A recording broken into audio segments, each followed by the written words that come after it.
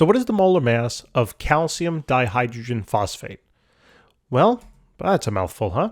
Well, let's first create a table and to help us organize our thoughts. Bam! So the first thing we have to do is identify the various elements in this compound.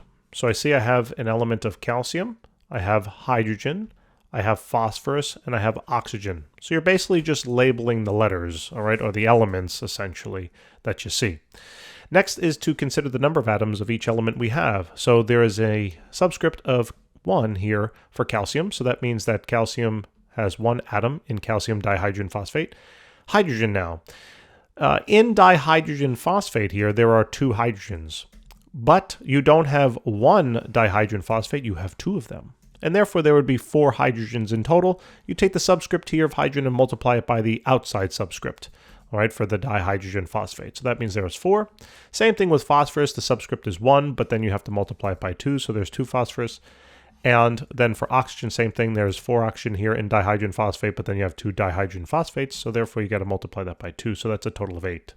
Now all we're simply going to do is then multiply these number of atoms by the mass of each particular element. And guess where we look for the masses?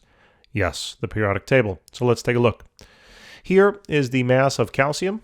40.08, hydrogen is 1.01, phosphorus is 30.97, and oxygen is 16. And these are now going to get written down. Now, they will represent grams per mole if you're talking about molar mass, or AMU if you're talking about molecular mass. All right, so let's write it on down. So calcium was 40.08, hydrogen was 1.01, phosphorus was 30.97, and oxygen is 16.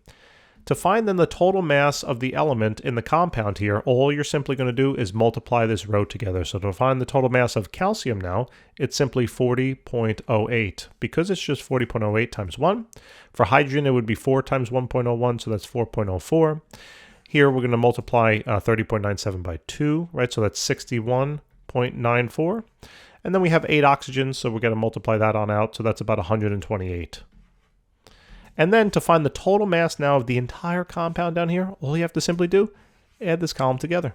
That's it. So when you do that, it comes out to be about 234.06. Since we're solving for molar mass, the units are in grams per mole. Guys, thanks for tuning in.